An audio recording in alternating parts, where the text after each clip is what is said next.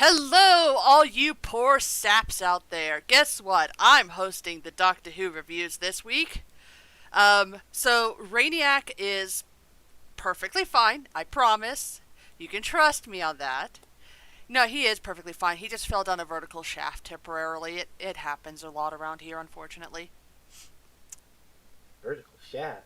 Well, Yeah. that's long and deep, like a vertical shaft. Yeah, it's funny how that works. But yes, because we don't want him to miss out on the show that I picked last time. I'm getting a lot this week. I'm having fun. So we're going to put a hold on Legopolis for just a little bit, while we take some time to let Rainiac recover from falling down a vertical shaft, and all the jokes that we made as he is making his way back up, of course. So we are going to do the next 4 episodes of the K9 Australian show. And that's episodes 14 through 18. Are you happy, Frez?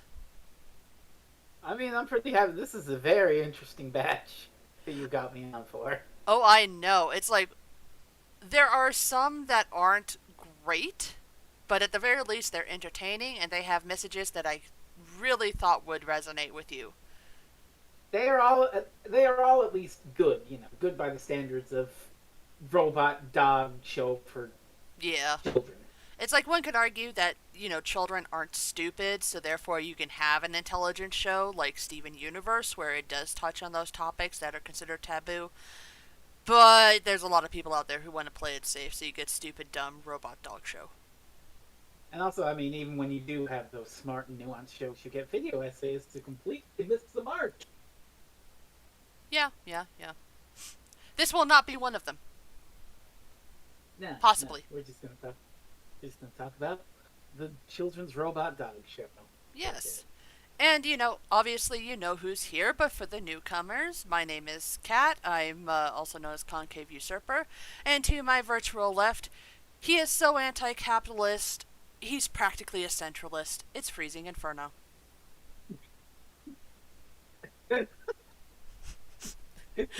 You really like that one. Oh, Christ. Oh, that's funny. So, we left off on Australian Canine with, I don't know, something about trees. The last oak tree, to be perfectly fair, yeah. The last oak tree is okay, in my opinion. Eh. It's Still a there. better environmental story than Orphan 55. I think anything is a better environmental story than that, including Fern Gully 2. Oh, Jesus. Let's not say things we can't take back here. Who said I want to take it back? I know what I said. I haven't even seen Fern Gully 2. That's how I know it's better. Isn't it like, wouldn't Ferngully 2 be like one of those straight to video things I made mean, like 10 years after with none of the voice actors? I'm did thinking Fern of, like, Gully all get the a theatrical release? I'm pretty sure we got a theatrical release. That I don't know. Of But no, course, yeah. you could go into theater and hear Horny Pollution Ghost voiced by Tim Curry. No, that's Rocky Horror Picture Show. Yeah, well, he was channeling some Rocky Horror Picture Show as that Pollution Ghost. Yeah. Yeah, that's impossible to dispute. Um, hmm. Oh my. So, we have 4 episodes to touch on. We're going to start off with episode 14, or excuse me, episode 15, I think. Yeah, it's 15 according to this thing, yeah. Yeah. I think there was, they included, episode 0 or something like that, so the count's a little bit weird. But this is known as the Black Hunger. And if any of you have seen the Silence in the Library 2-parter, you've seen this shit before. Oh boy! Yeah, it's kind of like that. I mean, well, Silence in the Library is a lot better, but this is some interesting shit that we got here. Yep. Ooh. It's like we start off in an appropriate place, the sewers. First, I guess they just built this set and then decided they really, really wanted to keep using it, and it's just like almost in every single episode they go to the sewers. It's weird. but it's a corridor, and you know how much Doctor Who and its spin-offs love fucking corridors. Yeah, there's not too much running down corridors in this one, but there is enough, like carrying a large object down these corridors. And that large object is being carried by two folks in hazmat suits who pull out like a vacuum cleaner from it and spritz this CGI black shit all around, and it literally like eats all the garbage down in the sewers. Which is good. That this Right? sounds like a great initiative. I can actually get behind this, and then the rest of the episode happens. Oh, this is so wild. So Darius is down here in the sewers for some reason, and he's spying on these guys destroying garbage with thing. And then he's just hiding, but then he knocks a soda can, and they're like, "Hey, you, get back here!" And he runs away. But oops, they forgot to suck the black goo back in. I could Yeah. have worded that a lot better. Well, one of the men reaches down to grab the soda can, and unfortunately, the nanoforms, as the TARDIS Wiki calls them, latch onto his hand, get under his glove, and start devouring the man himself. It's a children's show. For kids. You know, you don't actually see. It's this isn't Raiders of the Lost Ark. Like, Yeah, and they don't do like Silence in the Library where you see like a skeleton inside of an outfit. No, his hazmat suit just collapses. yeah, he goes arg, and then later you see just the empty suit. So, Yeah. it cuts around it, but it's still pretty fucking scary. Yeah. Oh, And it's like, I get why they show the hazmat suit, but considering the fact that these microbes eat everything else around them, you would think they would also eat the hazmat suit. I guess technically the other guy sucks them up in time for them to not do that. So, But yeah. So basically, after all that, after the coast is clear, Darius comes and he takes the stuff because the other technician ran the fuck away after his friend was getting eaten. Which is the smart thing to do. Hmm. Meanwhile, Well, we Darius have the takes real thing. B plot, or the real A plot, I should say, of this entire thing. The mansion is messy because Darius is a slob. Yep. And they're like, oh, Ed Griffin and Starkey and K9 are like, oh my god, this place is fucking disgusting. Oh, we gotta clean it up. I want to clean up after Darius. He should clean it up.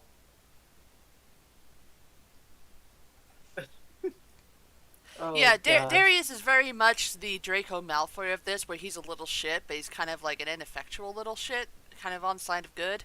Meanwhile, Drake, I think, is very much a Lucius Malfoy. Yes. Mostly it's the way he is. Like, he's got a cane with a dragon on it, and, His name is Drake, so that's... yeah, his name's Drake. Yeah. But yes, now we switch back to Department HQ, which is a subway car, by the way. Because of course it is. Because of course it is. Production values. And while we're here, June, who is the head of the alien part of the department, where she basically goes around and makes sure that aliens aren't fucking everything up. And also Georgie's mother, who is the third person we haven't met yet in this episode. So she's interrogating the guy, saying, what the hell happened down in the sewers? Nothing else has ever happened like this, and the survivor is saying that, he thinks it's alien, and so that's why he's talking to him, or her. And, June is like, well, maybe it was just a slight malfunction in the equipment. He's like, no, these things were harmless, and now they're bloodthirsty flesh eaters. Dun-dun. Ah, for kids.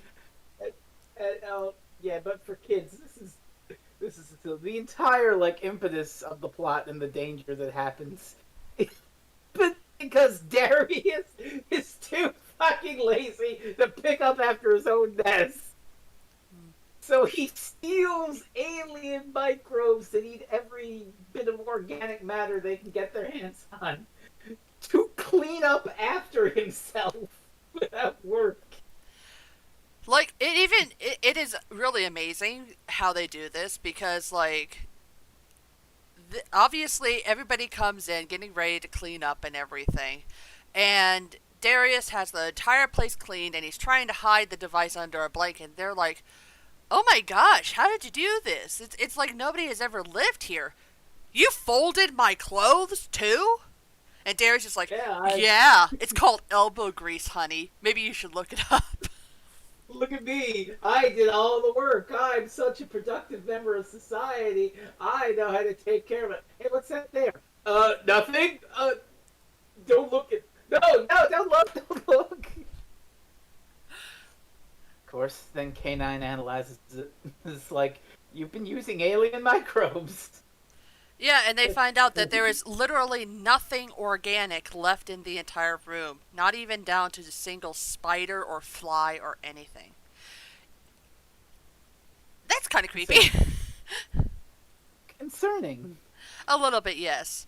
In the meantime, June has been taken down to the sewers for the guy to show her, like where the incident happened. And while they find the empty hazmat suit, they do not find the actual device. So, of course, panic mode sets in. At this time, Sir Drake decides to come in and ruin everything by being himself. Of course. Yeah. Yeah, so it's kind of obvious that he knows more than he probably should about all of this. And she's questioning him, "What are you doing here? You're the head of security. Why are you here about a city sanitation issue?" And he says, "Well, the government property was stolen. That's a serious problem. I'm eternally vigilant about it. I swear." Out. Yeah. Yeah. But yes, they had the team of three teens, an old man, and a robotic dog have a very distressing piece of equipment in their house filled with alien microbes. So, of course, they take it to Professor Griffin and they ask him to take a look at it. Yeah, it's bad. It's really, really bad. These people have genetically crossbred normal, like, yeast with vicious microbes from the planet Pluto to create the ultimate thing that eats everything. And the worst part is, usually microbes like this, they have a little gene in them that says, "Hey, you're full," and switches it to dormant. The department thought it was a good idea to take that gene out. So they just are always hungry. So they'll never fucking stop eating. And they could literally consume every bit of organic life on the planet if they got loose. What a safe thing to have in the hands of a 12-year-old who doesn't want to pick up his pizza plate. To be fair, I think he's like 15 or 16. Okay. Even so, all Still a of our dumbass. I will say one very good thing about this show is it gets the teen characters right. Not only are they played by what I believe to be actual teens, I think. Darius might actually be an adult, I'm not sure. Either way, they play really good teens in the fact that they do really dumb stuff without thinking of the consequences of it. Yeah, I mean, I'm not really razzing on, like, the logic of it. It's a stupid, childish decision, but it's a children's robot dog show, and you need these characters to make these decisions too. I implicitly teach the lesson. Kids, pick back to yourselves. Don't be like this guy. Yeah, it even gets to the point where Darius is very, very interested in getting a lot of money. So he's like, "I could take this to people's homes. I can clean their houses in like an instant and get paid and be rich off of this." And everybody else in the room is like, "Are you high?" Dumbass. It is a literal ticking time bomb. But yes, that's the lesson here, kids. Help your mom with the dishes. Or else they'll eat you. Or else the alien microbes are going to eat us all. But yes, at this point, June has confronted Drake. She has analyzed the microbes that were in the... They call it an imploder, which is a really stupid name in my opinion, but stupid kid show. And she found out that it was part of a project that he was part of called Black Hunger. Appropriate name. And Drake is like, oh, it's perfectly fine. We have this electromagnetic containment device. It can store and transport the hunger, and it's perfectly fine. And she's like, are you high? I'm sensing a running pattern. Just a bit, yes. So at this point, Georgie and Starkey are like, we need to get this thing out of here. And Darius just like, but my money. And they're like, shut up. So they Darius is an asshole, like really a big asshole in this, because he's like, well, I ain't going to put it back. You put it back. And so Georgie and Starkey have to take this thing down to the sewers and try to put it back. And of course, at some point, they're like, well, maybe nobody has noticed it gone. And then this fucking scene happens. What is this? Go ahead. Alright, so one of the robot policemen catches him. The robot policeman in the show who speak with Cockney accent. So I what's all this then? You're not authorized to be down here. And K9 says, oh, I was just taking these two for a walk. And then the kids, to sell this to the stupid robot guard, act like dogs. They start barking and growling, and they're like, ruff, ruff, ruff. Oh, God. And the best part about this is these robot guards are so stupid that it works. Of course it works.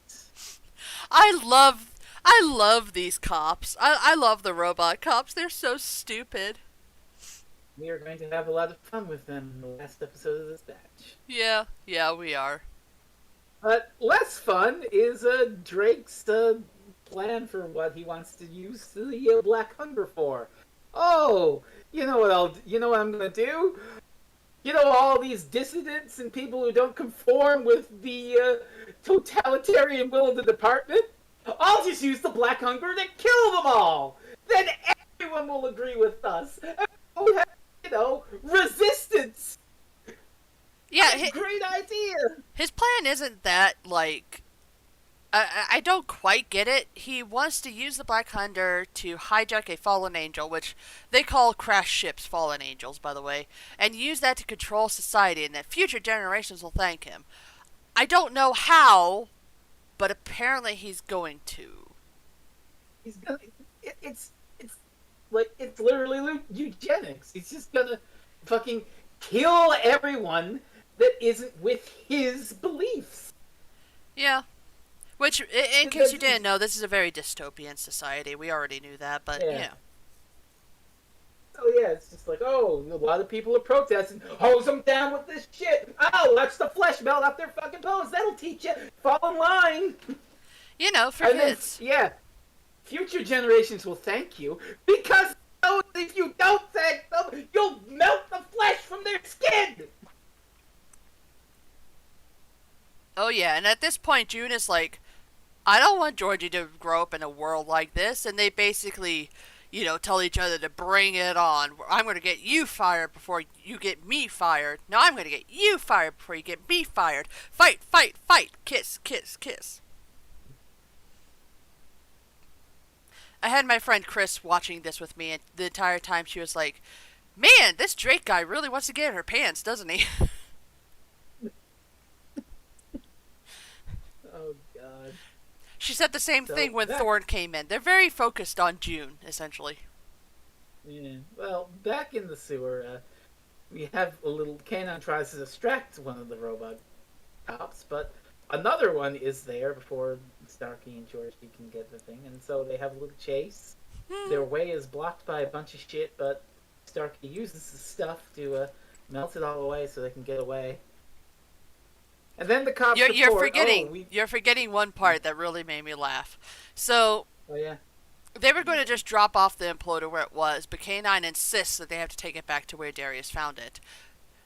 So when they start running away from the CCPC, as they call them, the copper, they hide in a little alcove, put the machine down, grab a branch, and are hiding behind the branch. Forgot this stupid disguise that works. Oh God. But yeah, then the cops report to Drake that there are two juveniles and a robot dog down here, and Drake is like, "What? right then. Self-destruct the imploder. Blow it to smithereens. Blow those kids up. I'll get that Starkey if it's the last thing Oh, I it's do. it's actually even worse than that. Not only will this thing explode, but it will also wipe out. It's like a certain energy or something like that that will wipe out all organic life within a certain radius of the sewers. Now, is that gonna be confined to the sewers, or are we just gonna have like a patch of London just? They imply it would only be in the sewers, but yeah, no, it's Drake. He's not really all that concerned with keeping things Even good. so, yeah. Even so, he's still trying to kill kids. So Yeah, yeah. it's not. It's still pretty messed up. Yeah. So yes, at this point, he's like talking to this really sweaty dude, and it's like, destroy it, destroy it, and the countdown's going, and June comes in like, who?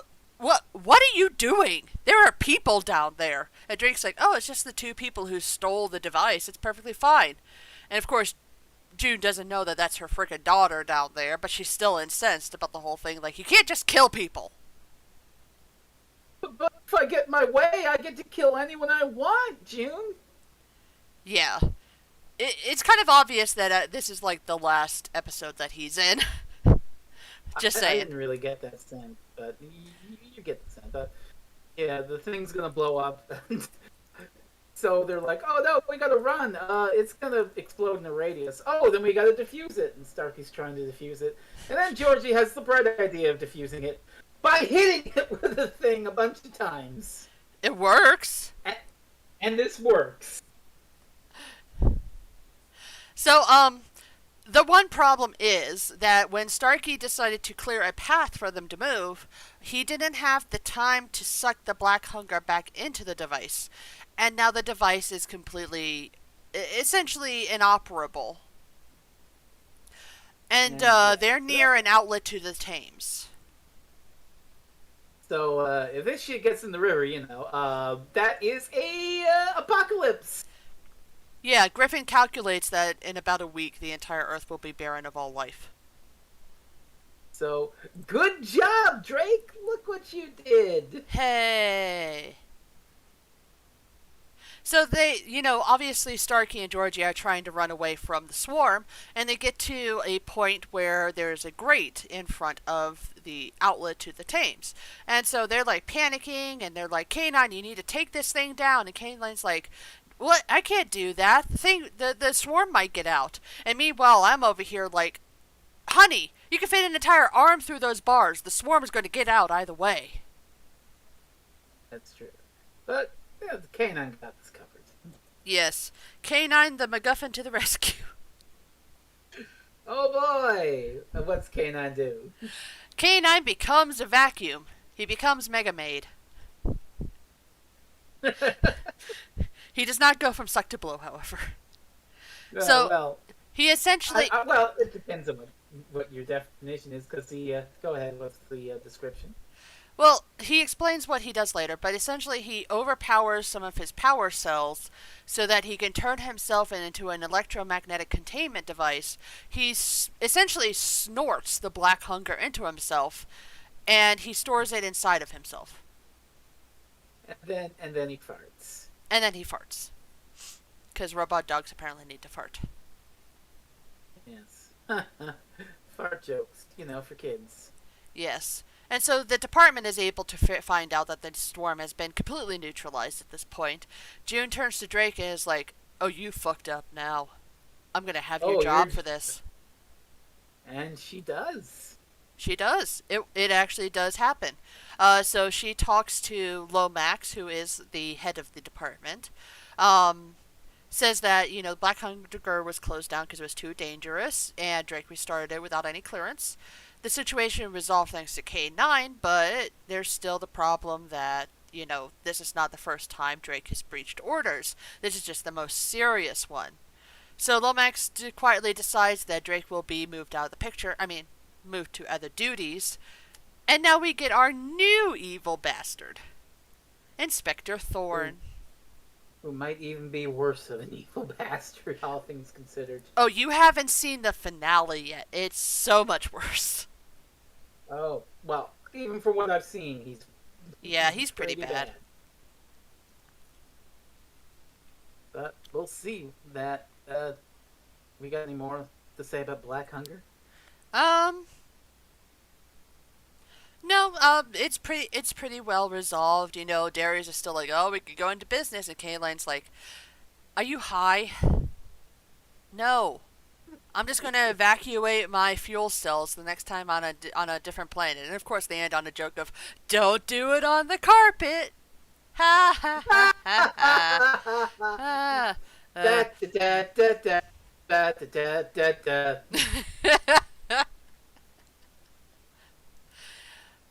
Well, that ends the Black Hunger. We move swiftly on into the Cambridge Spy.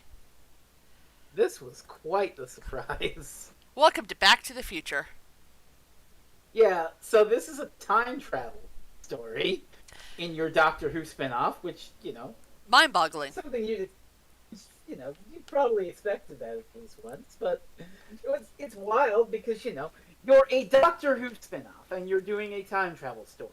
You would think, oh well, maybe we'll draw from a Doctor Who story and some trope, but instead they go straight for the trope of Back to the Future. Yeah, not only Back to the Which Future, is but also the trope of spy rings in World War II. yeah, it's not war. Well, It's not well, World no, War yeah, II, it's but it's it's it's like Cold War. I think was the '60s. Cold War. Cold Yeah, War. Cold Yeah, War. Excuse me. I'm yeah. sorry. I get those mixed up a lot. So it's a dark and stormy night in Professor Griffin's lab, and he's playing with his space-time portal. And As the you do. kids are just hanging, and the kids are hanging out in like the lounge, they're playing chess with K9, and Georgie is dressed up like she's from the 1960s because she's doing a report of the 1960s for school. Convenient that she suddenly has this interest in the 1960s because no sooner does she exposit about it than some energy comes out of the portal, and she vanishes. Yeah. Only for Darius to pick up the newspaper that she had from 1963 and look at the photo on the main page, and there's Georgie in the background. Oops. Like what a great tease. And this is a cute little Easter egg. Georgie is sent back to the 60s, specifically 1963. Now, already, you're like, oh, I get it. 1963, that's the year Doctor Who started. But according, if the wiki, if TARDIS wiki is to be believed, uh, they specifically, like with the newspaper or whatever, and like a blink and you'll miss it again, they specifically list the date as November the 23rd, 1963. And I believe that is the very first day that at 5:16 p.m. an unearthly child was aired. Yeah. Okay, it's okay. It's wild to think about it because this has nothing to do with any Doctor Who stuff. It really just takes place around the police station, which Griffin's house used to be like a police station, I guess, in 1963. So That she does didn't come leave into it play safe. So she later. went back and done. Yeah, but it's wild to think that on this day, while the kids are going around 1963 here in this time travel thing, we have both Ian and Barbara looking for Susan Foreman in the junkyard, and the Daleks doing whatever bullshit with the Seventh Doctor in remembrance of the Daleks. Sir is not appearing in this film.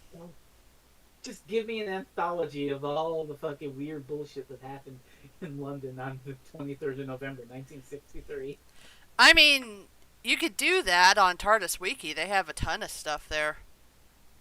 Oh God, you could look. I could look up. I bet if I look up the date on, yeah, if I bet if I click the date here, you'll get like 12. Okay, I'm just gonna. Yep.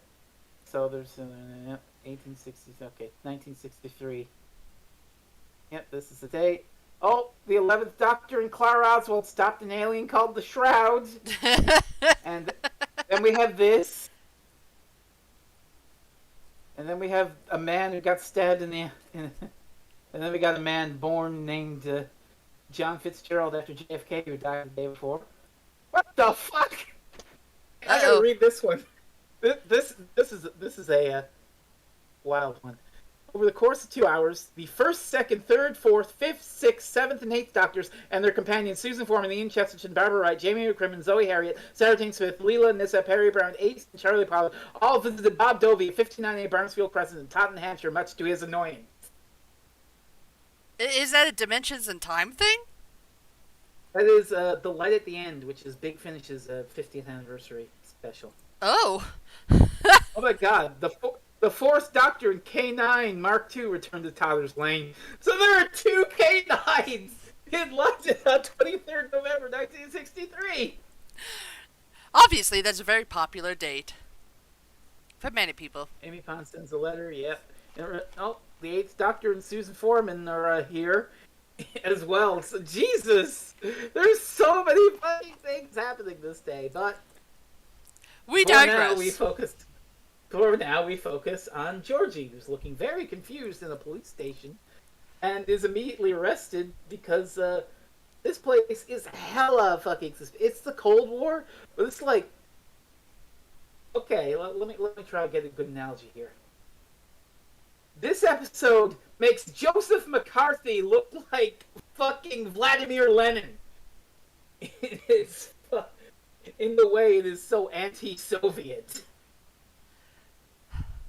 Georgie, because she's from the future, she naturally tries her communicator, and he's like, and the cop's like, "What's this? A weird communicator thing? You're a spy. You're under arrest." Yes, and then we get William Pike, who kind of looks a little bit familiar, maybe.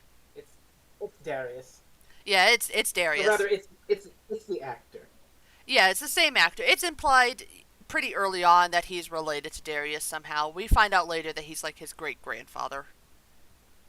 And he tries to help Georgie, and he's much like Darius, and then he tries to be a smooth sort of con man type, Oh, and then fails. My sister, fails, and then he gets arrested, which is disastrous because, as we find, he is Darius's great-grandfather.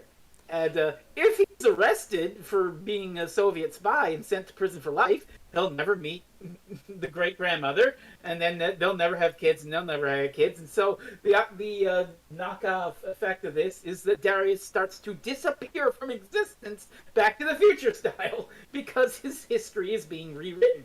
Yeah, I also like the fact that, they find the article, he shows it to Griffin, he's like, what does this mean? And, Griffin explains the whole entire thing to him, like, you're going to stop existing at some point. And then Darius starts to stop existing as soon as they mention that he'll stop existing.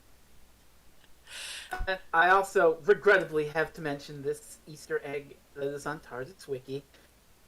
Go ahead. A newspaper clipping about William Pike's conviction for treason mentions His Honor Chief Justice Lord Ian Levine. Yeah. Oh, that is a fucking the worst fate of all, to be condemned to life in prison by Ian Levine. This court finds you guilty of not explaining unit dating. But yeah, now Starkey and K9 have to go back in time to break Georgie out of jail. Yeah, and Darius can't go because he's already playing a character back then. Yeah, but also, but they don't know that Darius is about to be erased from existence, so they just go back to get Georgie. And as well, they just sort of teleport in next to the cop, and he's like, "What? Where the hell did you come from?" "Oh, hey, Georgie, are you there?" And it rings the communicator he stole from him, and he's like, "Wait a minute, you're ringing me. You're a spy. You're under arrest." I love this part too because Starkey immediately snatches George's communicator from him, runs around the corner, bumps into somebody, fumbles Georgie's communicator, which lands in the hands of this guy. The cop comes around the corner, sees that Starkey's too far away, turns to the other guy, is like, "You have a communicator. You're one of them," and arrests him immediately. He's like, "You can't just arrest me for I haven't done anything."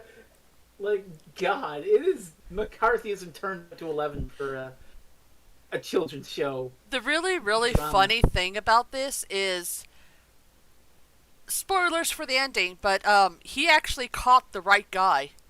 The man that he is currently holding is a Russian spy. I mean, I called this pretty quickly. It's so Like funny. he's yeah. Like the one time he's right, but even so, it still doesn't excuse just the rambling. Yeah. Hey, what are you doing? What? What did you just do? Did you clap your hands 4 times? You're a communist. You're under arrest. How much money do you have in your wallet? £2, not 3. Communist under arrest. He's just arresting everybody for the most minor fucking suspicion. It's ridiculous, but also kind of makes sense considering the present of K9 is a totalitarian police state. Yeah.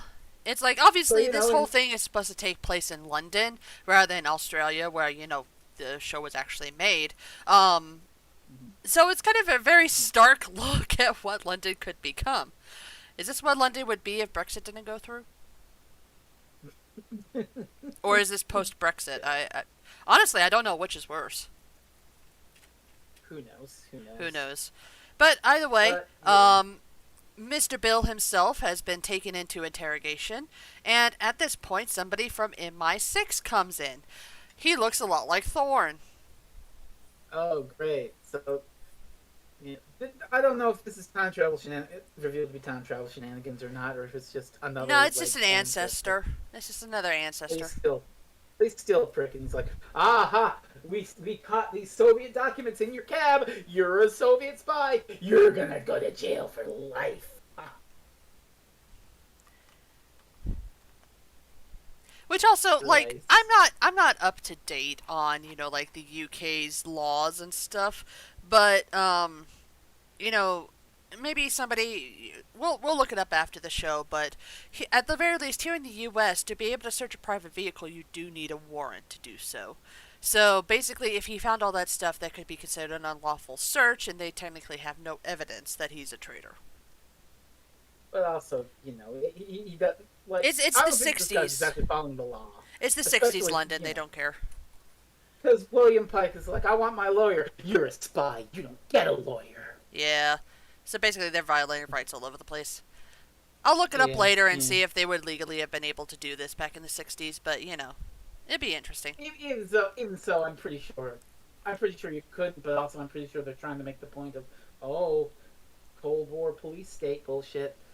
Yeah, So yeah. Kanan and Starkey, they get into the jail and they let Georgie and the other guy, the guy he bumped into, whose name is Miles, they let him out. But then they're like, oh, okay, we gotta get a, and then Starkey learns, oh yeah, by the way, you gotta stop Darius from fading out of existence. So you gotta save his great grandfather from being called a spy and sent to prison for life. Oops. It's like, oh, okay. So how do we do this? I know, a clever distraction. So good. K9 plays a recording of a car crash, and then Miles steps up to the officer and is like, oh my god, sir, there's been a car crash outside. And the officer is just like, didn't I just lock you in a jail cell 5 minutes ago? Get back here. Miles just runs off. Like, holy cow, this is a terrible Russian spy, I gotta say. He still gets away, but also he's a terrible Russian spy. Yeah. But then K9, Starkey, and Georgie get into the interrogation room to save Bill. And Barker here is like, oh, look at all you fugitives. Oh, you're all going to prison. 1,000 years in prison for all of you. And then K9 blasts the wall to make him shut up. And so they're like, okay, Bill, we can get out of here now. We can get away from here, and you won't have to go to jail. And Bill is just like, what? And Darius has appeared again. It's like, oh, my future's saved. But Bill is like, what? I'm not going to go around as a fugitive. I'm innocent. I'm going to stay here and prove my innocence. Darius immediately begins to fade out of existence again. Starkey's just like, oh, God. I would say Sir not appearing in this episode, but he very clearly does because he's playing Bill. Yeah, but K9 is like, okay, you know what? You want to prove if he's a spy or not? Well, fine. I'll just translate the document. That'll show That'll show who the spy orders were being given to. Okay, So- I love this. I love this part so much. I absolutely love this too. It's so stupid. Please go ahead. Okay, so K9 starts reading through the documents. I should also mention that when they broke out of jail, Miles was looking at K9 like, oh, well, isn't this interesting? Blah, blah, blah. You know, like, completely unaffected. And of course, Barker doesn't give a shit. He's just like, fugitives, traitors, blah, blah, blah, blah, blah. So, K9 is translating these documents, and he's going through it all, saying that it is details about a spy ring. It's obviously all in Russian. And so, he gets to a part where he says, oh, an MI6 agent is in charge of this. We give me just a moment and I'll be able to find the. Get down, it's going to explode! And indeed it does. Everybody gets down, the documents explode, and they're burnt pretty much to a crisp. This is some shit out of Inspector Gadget. A fucking document that self-destructs in 1963. I can't believe it. That's so good. This honestly makes me laugh. So everybody else is like, ha, now you have nothing to show that he was a spy. And, you know, like, you better let him go. And of course, Thorne has to let him go because he really doesn't have anything at this point. So, The future saved. thanks to the Powerpuff Girls. No, but I don't know. This part really makes me laugh because the entire time they're like, we're going to save you, Bill. And he's like, I don't want to go. I want to clear my name. And they're like, don't worry, Bill. We're going to get you out of here, Professor. Hey, Professor, can you get us out of here? And it's like, if you three leave, Bill's going to still be in the same situation because he hasn't left the interrogation room. All the dude has to do is walk over and close the door. So yeah, this is a pretty messy but also a pretty funny episode. Oh yeah, and of course the ending, which after everyone gets home and is like, oh, all right, good. It's revealed in a shocking twist that Miles was a Russian spy, but also that Barker was in on it the entire time, and the whole thing of trying to get Bill convicted was to cover his own ass. Ah! Wow, you're telling me that the government of 90 years ago, according to from the show's present, is completely corrupt? And Miles even gets the line that's like, maybe in the future your government will be like Russia. May I remind you, everybody, that Russia was very communist at this point.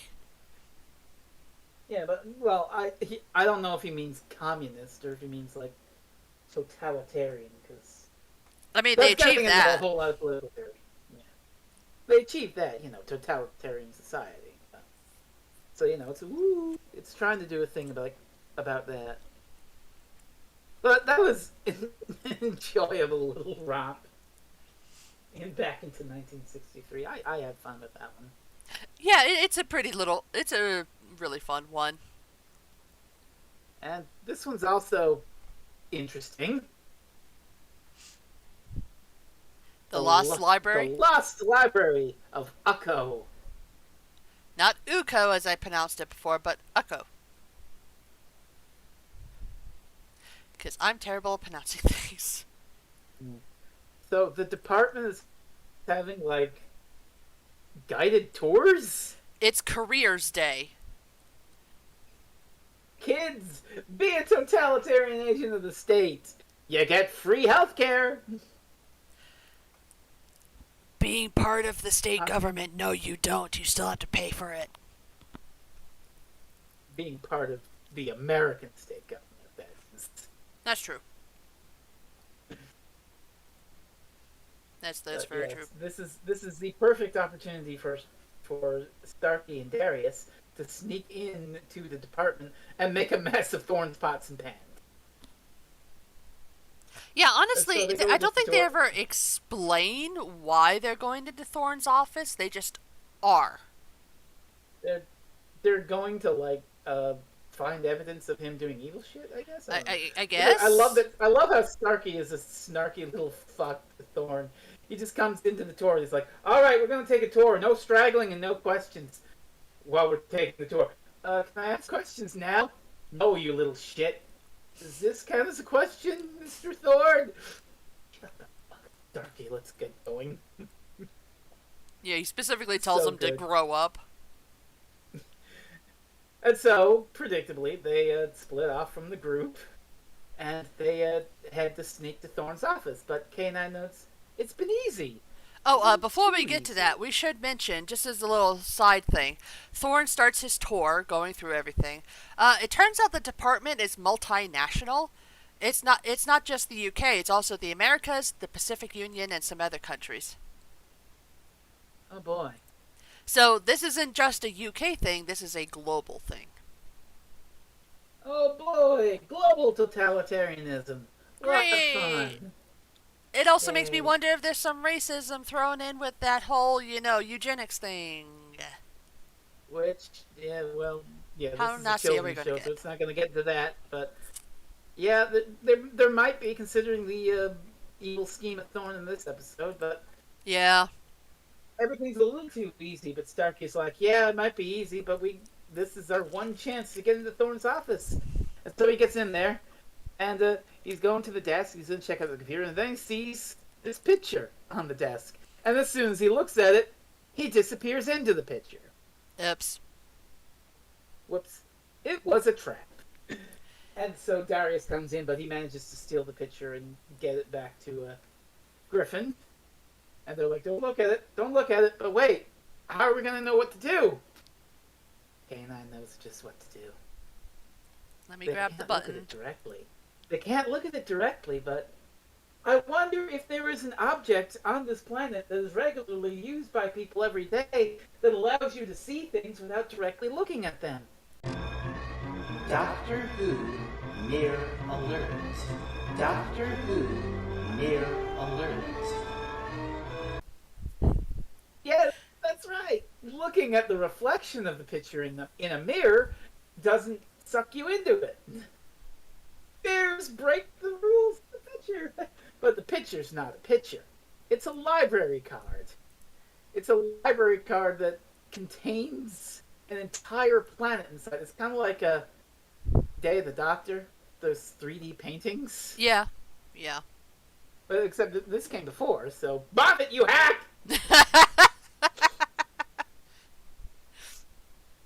But yeah, there is an entire arid desert planet contained within this library card, and Starkey is trapped in it.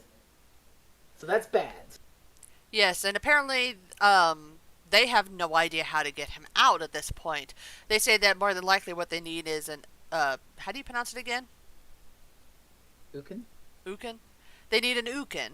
And they are, in fact, an all-female race of librarians who have cataloged as much as they could of the universe. Mostly because they can. Well, where are we going to find one of those? Oh, someone get the doorbell, please. Oh, hello. And Darius gets the door, and there is just a purple alien woman right there to see them conveniently. And she has the best name ever. I wish I could pronounce it like she does, but she gives it like a little musical tone to the center of it. It's really nice. It's like Tika. Tinka? Something like that. Yeah, something like that. Something like that. We're just gonna call her the librarian because it's a very complex name. Yes, although there is a running gag of her constantly saying her name to people, so it's it's there. But yes, she comes in and she takes a look at the card and she's like, "Oh no, this is terrible! He might poop on the planet."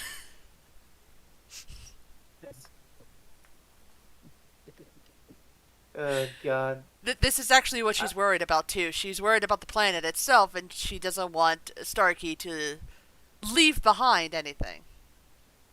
No poop, no piss. Yes. So, good news, she can get him out. Bad news, she needs the stand that the card was on, and Darius only took the card. So the stand is back at Thorne's office. Oops. And June, meanwhile, is in Thorne's office saying, "Hey, what the hell is going on here? We're missing an alien library card. What did you do with it?" And he's like, "I've got it all handled. Everything's great." June's like, "You have the plinth right here. Where's the card? And he's like, I've got it. Everything's great. Shut up and go away. Yeah, and she's like, yeah, but they want the card back now.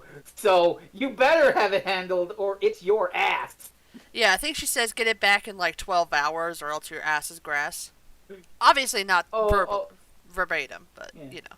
And I love this. The librarian gives everyone glasses so that they can look at the picture without getting sucked in. She's immune to it. But these glasses! Look at They're with the window blind glasses. And even better, they put a pair on K9. Oh, it's so good.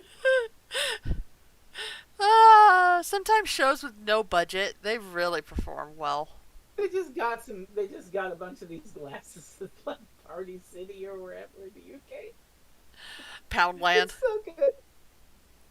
So, yeah. So now we're in the difficult position of we have to bargain with Thorn to get the stand back.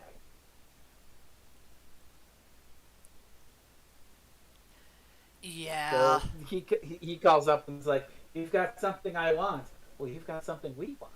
Well, Well, before we get to that, Georgie arrives at the house, and you know they're talking about how he's Starkey is trapped inside of here. At least with the glasses, they can kind of talk to him, but they're all trying to figure out how are we going to get the plinth from Thorn because he's a liar, and they're like Griffin.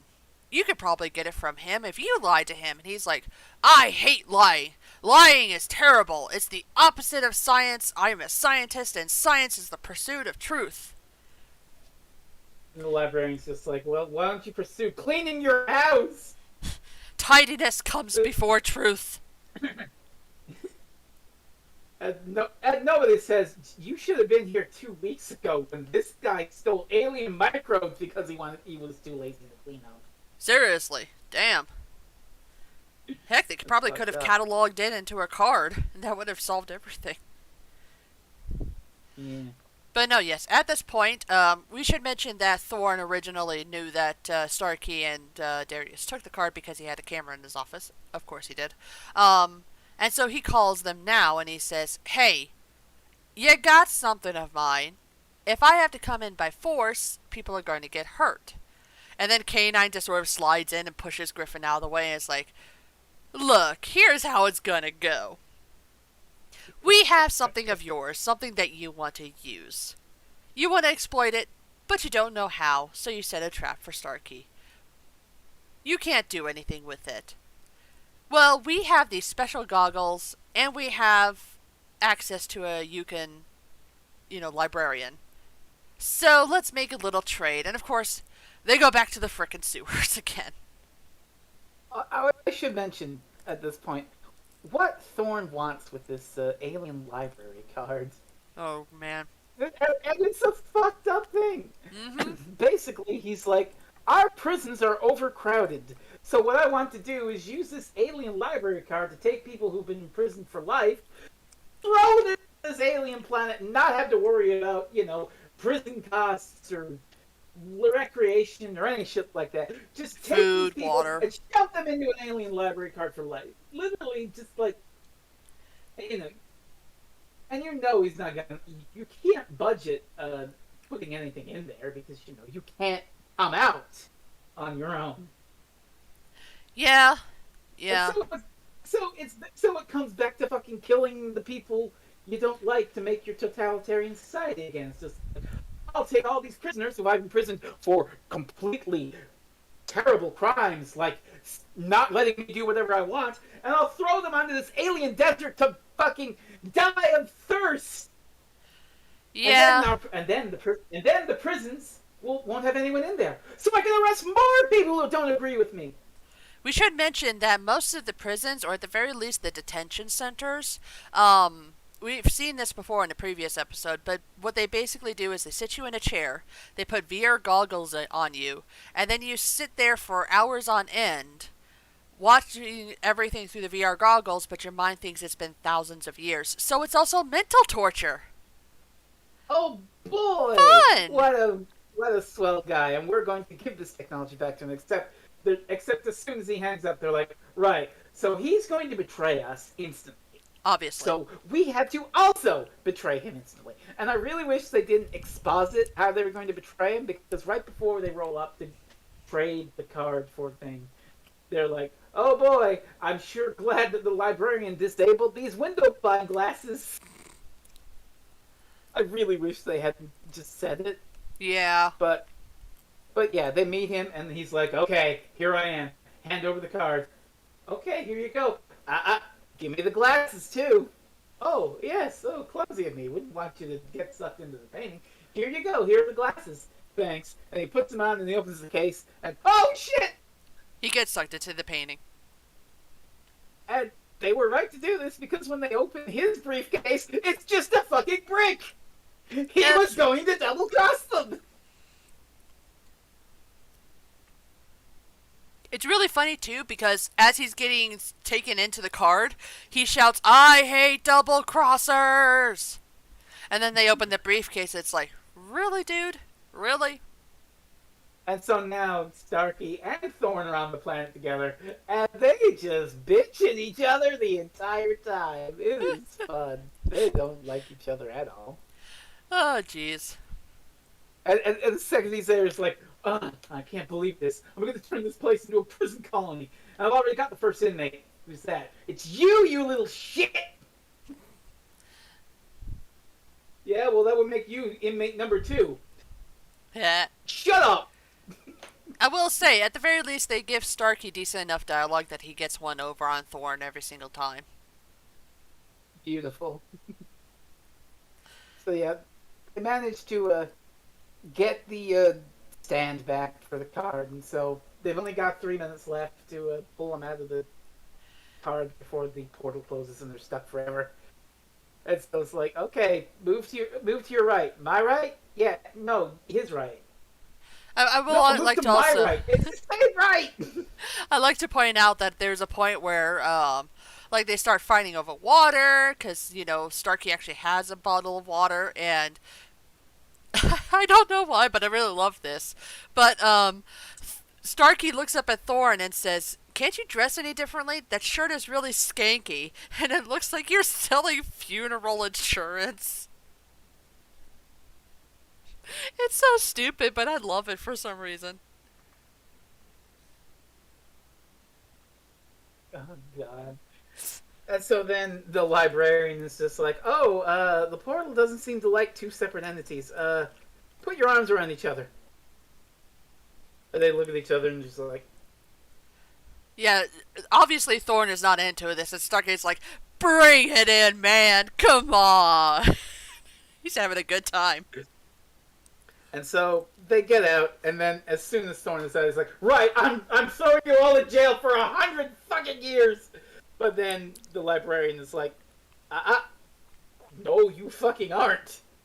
Because you have an overdue library card.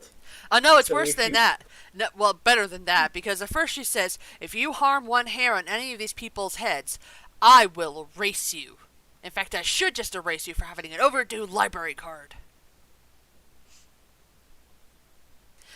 And, of course, we have a little bit of an environmental message here, because she's complaining about how humans have ruined the planet, and that, humans don't actually deserve it, and blah, blah, blah.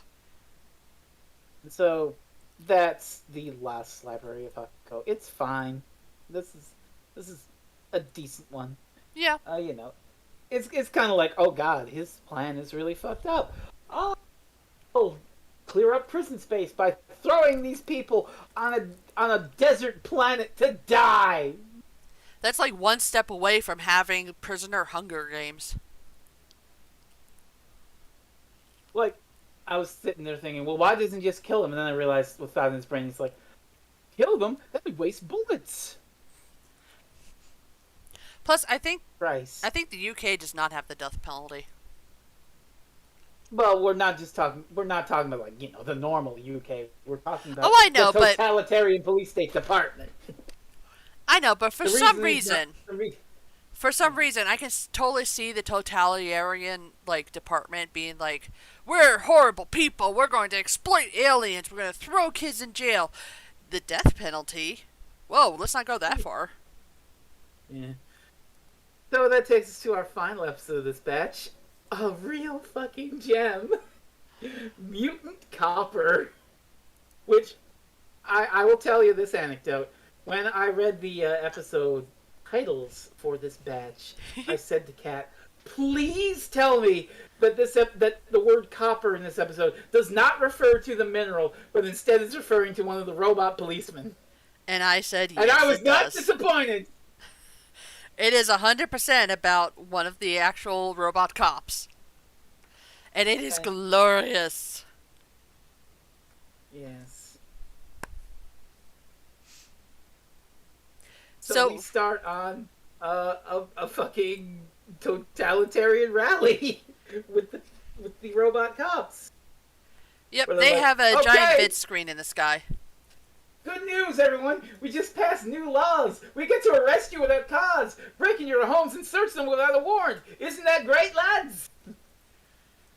Yay. And there's a whole bunch of protesters who are like, no! And Georgie has a new friend who's with her. He's not important. But yes, Starkey hacks into the video screen and he starts saying stuff over the cops, and that.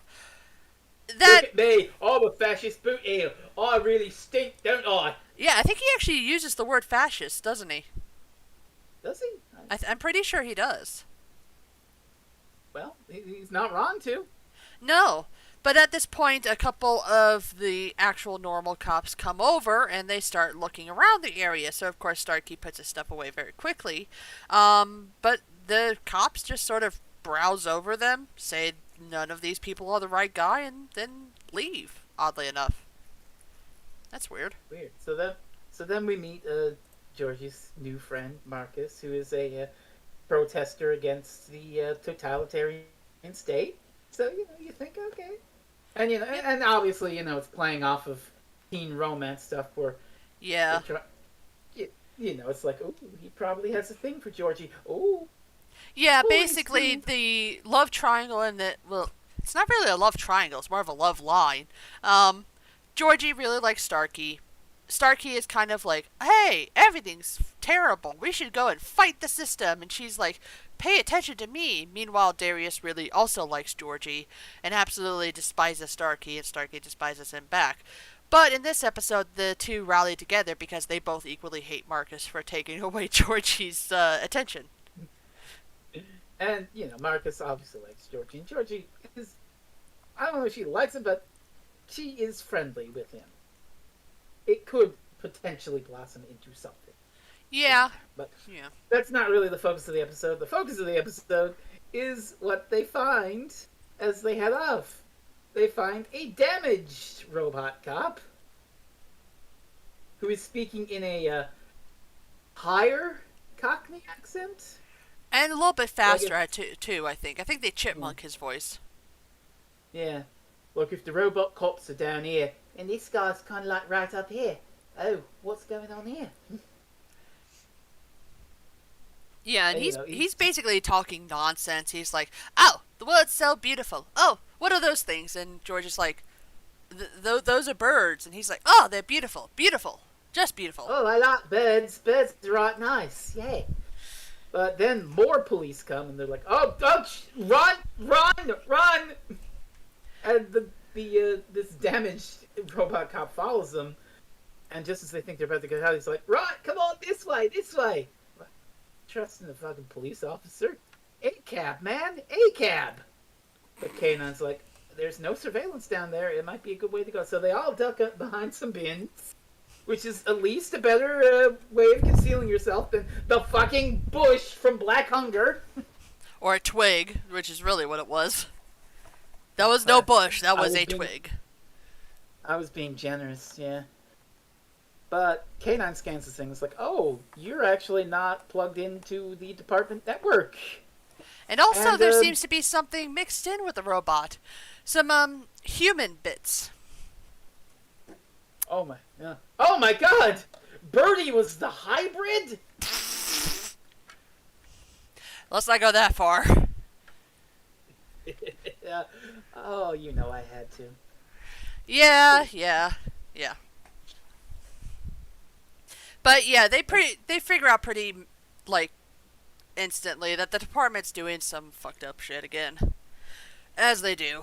And, I don't. I kind of don't like Stark in this episode because George is like, oh no, this is like obviously some sort of lost experiment of theirs, and they're going to kill him if we don't do something.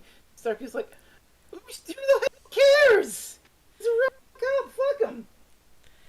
Yeah, it's like Like that, I kind of get, but also this isn't like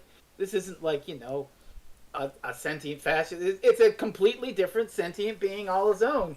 And yep. George is like, we need to help this person. Stark is like, no, fuck him. Yeah, and it's like K9 That also a has a character? little bit to this as well, where he's like, I'm fully, like electronic. I have no organic parts inside of me.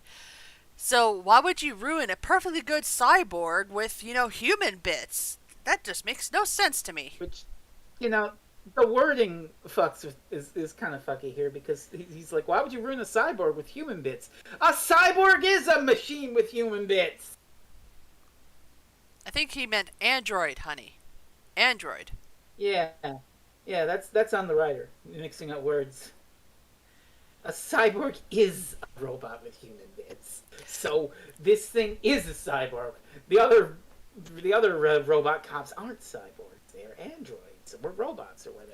Yeah, it's But anyway, almost like, K9 has gone against the cyber men, which are people with robot bits, making them cybermen. Like cyborgs. The Cybermen. Yeah. I don't know if Kanan's ever actually met the Cybermen before. Well, no, but surely he must have some knowledge. Well, I guess technically he has lost his memories. Yeah. Never mind. I mean, even Tom Baker or K9 didn't see the Cybermen. So. No, but I mean, one would argue that he would still have the knowledge of them in his library. Yeah, but anyway, because this robot keeps talking about the birds, they name it Birdie. And listen, I know all the robot cops suck, but I fucking love Birdie. Yes. Just a sweet, innocent soul who wants to experience the world and learn more. I'm probably going to go to Like, hell no! for saying this, but I love the fact that we can only tolerate a cop once they've been given massive brain damage. Oh my god! That's oh that's oh god. That's so dark. I don't apologize for it though. Oh Jesus! But he's coming into his own and gaining sentience and awareness of the world around him. So, but and Stark is like, oh, it's too risky to have this weird robot cop here. We should throw it. And Griffin's like, okay, and he's about to like fucking throw hands with Marcus, and Griffin's like, all right, calm the testosterone. We'll sleep on it and talk about it in the morning. Yeah, though honestly, the discussion that he has with Marcus is actually pretty interesting and kind of true to life because Starkey has been in the detention center, and like I said before, it's basically you sit in a chair for hours on end, you put them into like a holographic or VR space, and they think they've been there for thousands of years. So that takes a toll on people, obviously. But they don't really show it here for obvious reasons, kids show. And so Marcus has never been in a detention center, and Starkey has, and so there's that whole, like, I've been on the inside. I've had to deal with actual police brutality. You have just been protesting it and haven't been, trapped inside of there, so you don't know what you're talking about. Yeah, because Starkey also says that this is a maximum crime. They could land at detention facilities, blah, blah, blah, blah, blah. Which I mean, Starkey is all of a sudden like, oh no, we can't do this. It might be a crime. The department would have our asses. Meanwhile, last episode, break in, steal shit, do crimes. Yeah, it's weird. It's really weird. He just does a complete 180. Yeah. But he has a talk with K9 about this stuff, and K9's like, why do you consider human intelligence the apex of evolution? Because sadly, it's all we know. I love the bit with Darius where He's brushing his teeth at night, looking in the mirror. It's a little too And, minor. and then Birdie pops up, and he's like, "Can I brush my teeth? But you don't have teeth. Can I have your teeth?" No. Yeah, and Darius is basically Go. just like, okay, you need to calm down, go get some sleep. The cop tries to like Birdie tries to turn himself off, and then Darius like, upstairs, you dumbass. All right, I'll go upstairs.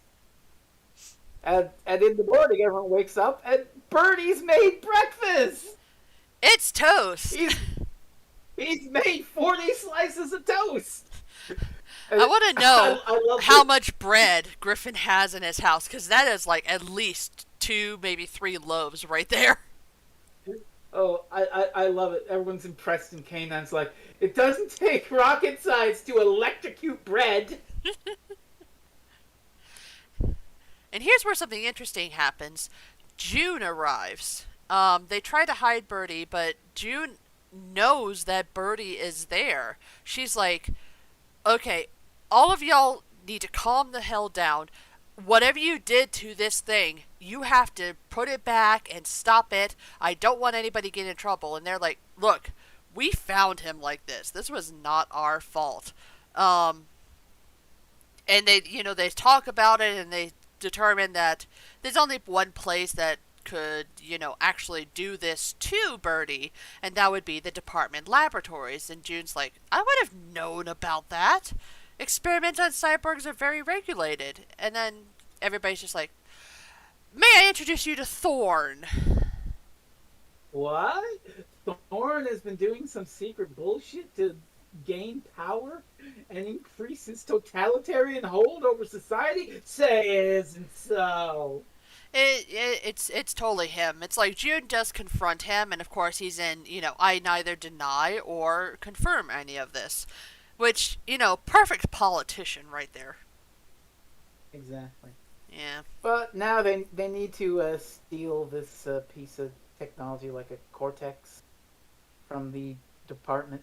So Canine sneaks in, and he finds a whole bunch of deactivated robot policemen who Birdie recognizes. Oh, that's all my mates right there. Yep, so we have And the he's like, other oh. experimented on ones. Mm. And so they steal this cortex, control cortex is what it's called. Yeah. So they can so they can fix Birdie as it is. And Well, so they see, get it, but just as here's the they're thing. Here's the thing. I don't think this will actually fix him. Because if I remember correctly, they say that the control cortex is what connects him to like the mainframe and makes him, just like all the others, where he is able to be controlled remotely and they can be given instructions and stuff. It sounds a lot to me like they're just going to brainwash the hell out of him. They're not actually removing any of the human bits. ugh, That's a bit darker. a bit darker. But before we can do any of that, here's Thorne and his guys. Yeah, and he knows that Birdie is there. Probably the same way that June knows. And that way is Marcus! that's right. Marcus is a squirrely little worm who was gonna Yeah. sell out Birdie for the reward. And when everyone calls him, I was like, well, I would have used the money to fight the department. I mean, I want to get a job in the department so I can take it up from within, and I'll take their money and use it for. Just want to get paid, you little worm. Yeah, and it's like he's trying to explain this to Georgie, and Georgie's not having any of it. It's like at least that's something I like about Georgie is she don't take no shit. He's like, I would have split the reward. I would have split the bounty with you halfway. Oh, what the blood money? Yeah, yeah. Like this guy. I mean, obviously he's only going to appear in this one episode, so we don't really care about him. But also, he's a piece of shit. He's like, he claims to be against the system, but he's also, oh, I'm going to work within the system to do these things so I can take it down from within later. I mean, to be fair, I'm kind of in the same situation where I'm kind of against the national government, but I work for a local state government. Well, county But I government, mean, but still. yeah, but you're not, selling out immigrants to get money so that you're and going. Well, one day I'll use this money to take down the government. That's kind of what fucking Marcus is doing here. Yeah, He like honestly, called. if I had He enough money called to be the. able to bribe people, I would already be doing that, and trans people would have more rights, and there wouldn't be What, any of this anti-gay bullshit or any of the anti-women bullshit. what are the people called down there who go after illegal immigrants? ICE, ICE. ICE. ICE. Yeah, he basically called ICE on Birdie. Yeah, Is what yeah. Marcus did here. But luckily, Darius and K9 have a plan. A clever distraction. Because they pick up Birdie's signal and they're like, "He's in the garage. Let's go get him, boys." What? That's not a robot cop. That's K9. What's going on here? It's a diversion. That's what's going on here. Haha. Babes, go after him.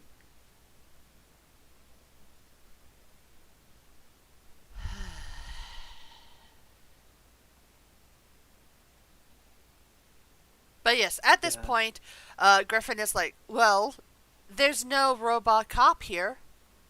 There's no evidence of a robot cop being here, so therefore you have to let us go. Because this entire time, the three, Georgie, Starkey, and Griffin have all been in zip ties, as handcuffs. And so he's like, you gotta let us go now. And Thor's like, well, that doesn't matter. I have a witness. I have Marcus here, and he's gonna sell you out. Um, and Marcus is like, yeah, he was totally here. Birdie was totally here. And Thorne's like, what did you call him? Where is he? Where is the robot? And Georgie sort of slides over and is like, good job, Marcus. You really got one over on him. Great job. And they basically turn this into, yeah, we were lying to you the entire time in order to divert you from stuff. And Marcus was lying to you too. Wow, great job. No, no, no. I swear I wasn't lying. I really wanted to sell the shitty robot. Give me my money. Give me my money. And they're like, yeah. Oh, JJ, you gotta understand. Don't call me JJ, you fuck. And so that's the last we see of Marcus, because fuck him.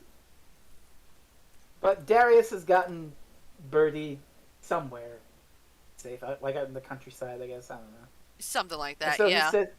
he says goodbye there when he has, and it's a little bit between Canon and Birdie. Canon asks him what having emotions is like, and he's like, well, it's scary because I got to make decisions for myself, but it's also beautiful because I get to make decisions for myself. Wow, So he it's almost wanders like off. free will is a good thing. And so he wanders off, happy as a clam, looking at the birds. All is well. Um, Not everything might be well because something Chris pointed out to me is what kind of batteries do the robot cops have? Oh, who knows? Does will he need to recharge at some point? Is he solar? Hopefully they're solar charged. Yeah, and well, he one will could be hope they'd be completely solar fine. charged. That would make the That most is sense, but That is my headcanon. Birdie is fine. Justice for Birdie. yeah, he's just frolicking around the area, just enjoying himself. He's the one robot cop who got to choose not to be a cop. Hey! And that's our slate of K9. Hey! What'd you think? Hooray. I thought these were enjoyable episodes. They definitely had some dark turns, mostly with the villain's plans, which devolved into kill all the undesirables and create a fascist totalitarian state. But thankfully they were thwarted by our heroes and their meddling. But yeah, this was a nice batch of episodes. I enjoyed them. There weren't ones that were like overly dumb or made me really want to yell. Like, I think the worst K9 episode I can remember is that Egypt one. Yeah. Yeah.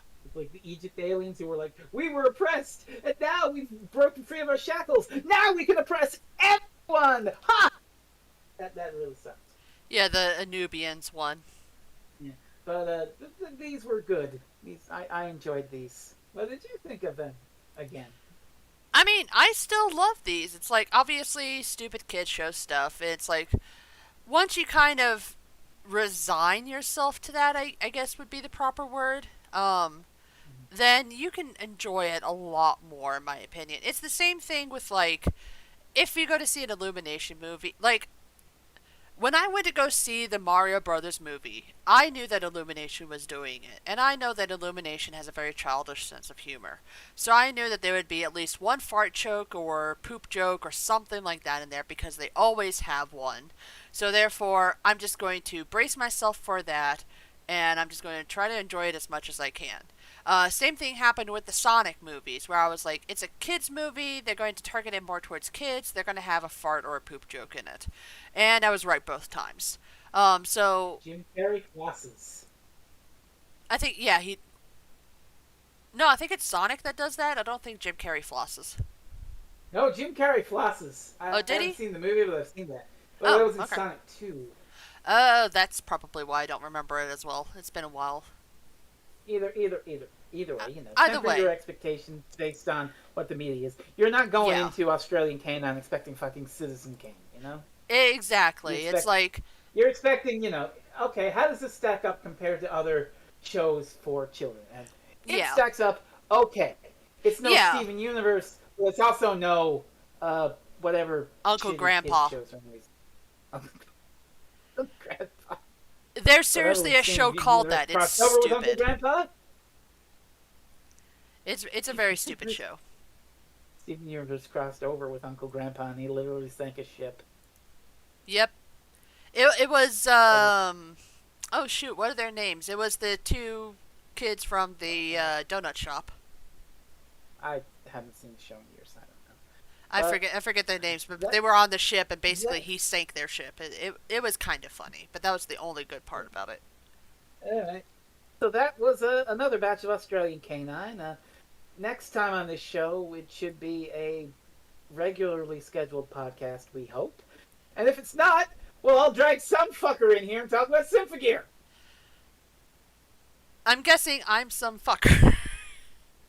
We might actually get that You rant could about be. tomatoes.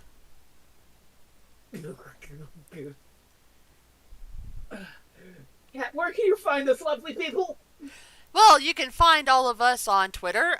You can either find us at Reviews Doctor, or I believe that's the entire thing. I was not prepared for this at all. Well, we're at Reviews Doctor if you want to talk to all three of us through the official means of the show. If you want to talk to us individually, we have at Freezing Inferno, at Concave Usurper, at Nobody Else because they're not appearing on this show. We introduce them all the other time, so fuck y'all. Frez Yeah. sometimes streams, including on Monday nights at Freezing Inferno on TwitchTV.com. Yeah. Yeah, so keep an eye out for that. By the Tower Through the Trees by Sean Dillon. We have also The Shadows of the Gallifreyan, Part 1, which has Freezing Inferno and Lena, our, nice friend Lena McTeer, who have written stories for that. It's a compilation. It's for charity. And Go Sean get Dillon's it. in there too. Yeah. Yeah, and Lena has also written a book. A couple of them, you might have heard of them. They're called Back to the 11th Hour, Parts 1 and 2. They're on Amazon. Go get them. Seriously, the first one was great. I still have to Great. buy the second one, actually. I need to remember to do that. Yes. Oh, do that. It's lovely. I got name dropped a few times because it's talking to the silence. But Hey. so next time, hopefully your regularly scheduled Doctor Who reviews programming. But if not, maybe some other bullshit. Time will tell. Say goodnight, cat. Good night, cat. It's like maybe if Kachiri's really lucky, we'll actually do that Common Writer podcast that he's been wanting to do. That also is a possibility. We shall Yeah, have to see. we shall Until see. then, good night. Good night.